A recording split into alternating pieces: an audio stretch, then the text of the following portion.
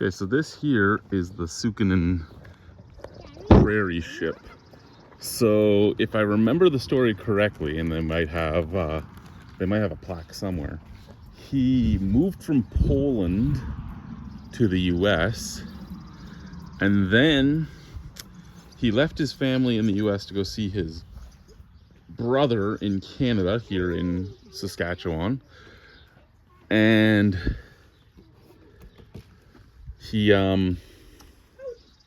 don't know why there's cannons, but so he went to work with his brother in Canada, and something like 10 years later he went back to the States to get his wife and kids, and they had died.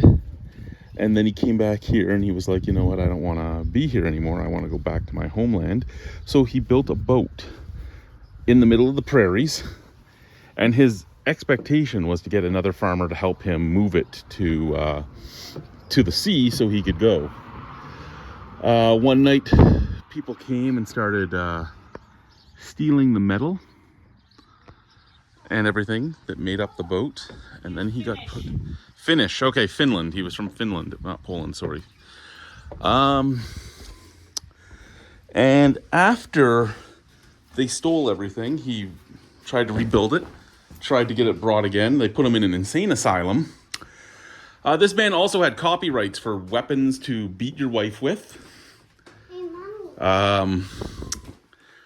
All of it's really cool when you think about it, especially that this was built a long time. Yeah, you can go up there. Built a long time ago and still standing in the same spot. The ship has been restored a little bit.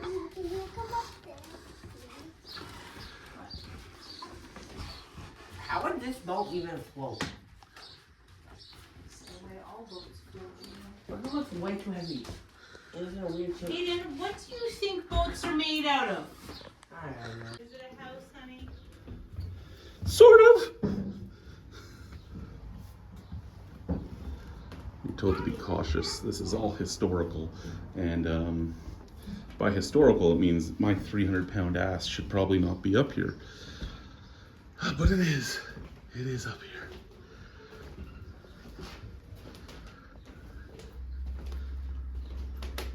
So 43 feet long, 26 feet high, 9 feet of water empty as it's draw, 12 feet of water loaded, 15 tons. This thing weighs 15 tons. And we're at the top height here. There would be the house section of his boat.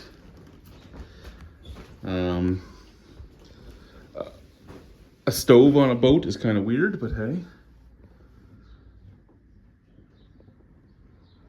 Yeah. It's intriguing. It's intriguing. And again, this was built to ferry him back to Finland because he was done living here. So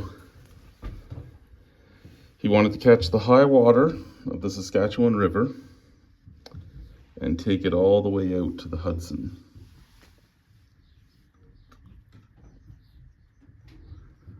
I think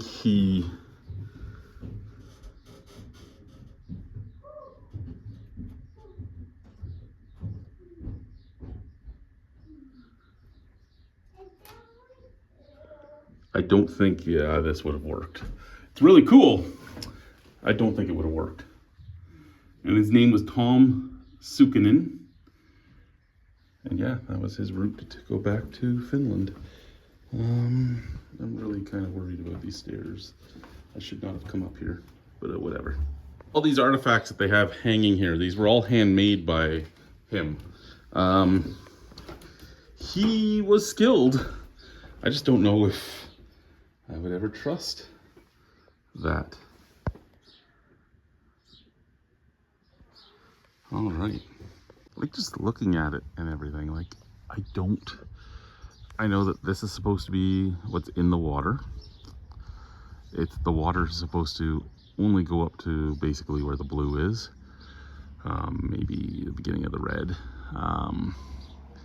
But that is a lot of size above the water to be pushed back and forth by the wind. It doesn't have that length to me to, and I mean, I'm not no buoyancy expert or anything, but I mean, there's your little motor blade, there's your rudder, and really it was just like tin. It was tin that was like sewn on over the wood, and that's really, and then more, well, I guess it wouldn't have been tin back then, I don't know what it would have been, just, but it's like a thin layer, and it's sewn on, and it's stuff that I would never be able to do. I'm amazed at it and scared of it at the same time. Like it's messed. All right, so we have old cedar shake. I'm assuming this is probably cedar or white pine, maybe. Can't tell from how it is, but Mr. W.E. Grimshaw built this house on his homestead 8 miles north of Parkbeg, Saskatchewan in 1907, where he lived until he retired in 1956 or 57. Original furnishings remain, and it's been donated, and so it was brought here. So this would be the original furnishings that were in the house when this man passed. And wow, this is quite the house. Like, look at how skinny that door even was. Like, that is,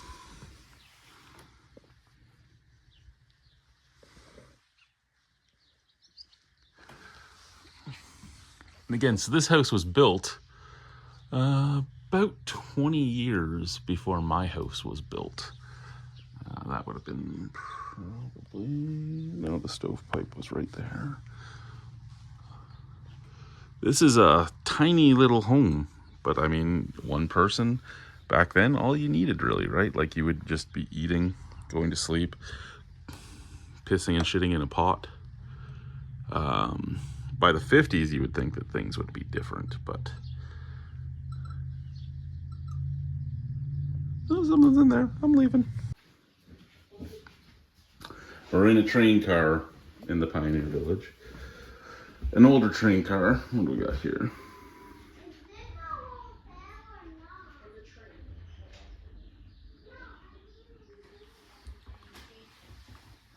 So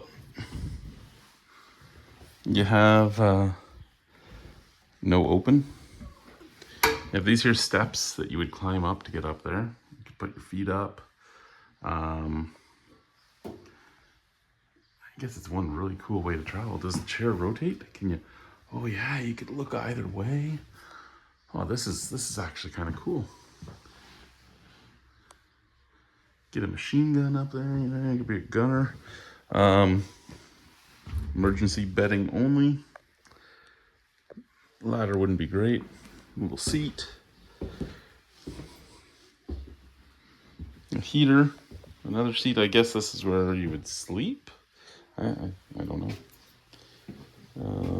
Does this guy open? No, it doesn't. Okay. I just didn't know. Okay. Your washrooms are even pioneer-esque. These are just rows of outhouses. No thanks. So this house here we're standing in at the Pioneer Village was the 100,000th house to have power installed.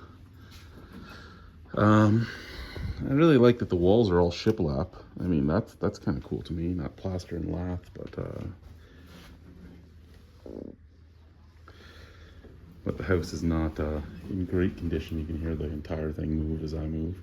But it's not a very big house, and I mean, that's also this is what was normal, right? You had your sitting area, your kitchen, your bedroom. If it's an old enough house, you wouldn't have had a washroom. You would have had just like a pot or an outhouse. That might have been your toilet. The OSB is obviously new. That wouldn't have been around back then, so that's part of the restoration.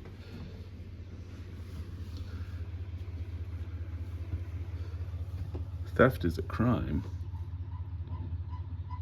I guess they've had a lot of people thieving not very nice, but I mean, we've talked about how a lot of the things in these places are worth a good deal, so I'm surprised there isn't more. I mean, even some of the oil cans to collectors are worth a good deal, but it's sad that you would steal from this stuff. All right. The Diefenbaker Homestead. These buildings were the boyhood home of the Right Honorable John G. Diefenbaker, Prime Minister of Canada, 1957 to 63. In 1906, at the age of 11, he helped his father build the larger house in which the family, Mr. and Mrs. W.N. Diefenbaker, John and Elmer, lived near Borden for 4 years. John slept in the smaller house, which was owned by his uncle, Mr. Ed Diefenbaker, and located on an adjoining quarter section. So this here is where John was sleeping. This was the household home. So again, like, and this was the Prime Minister of Canada. This is what he grew up in.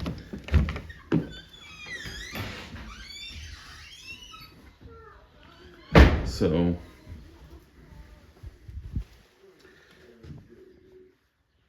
you had your beds.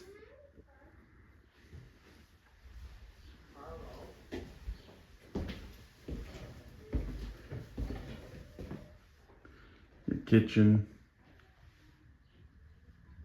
I guess. And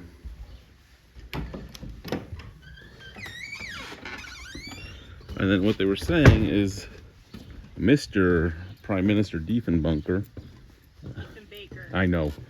This was what he slept in. He slept over Yeah, here. that was his house. Like,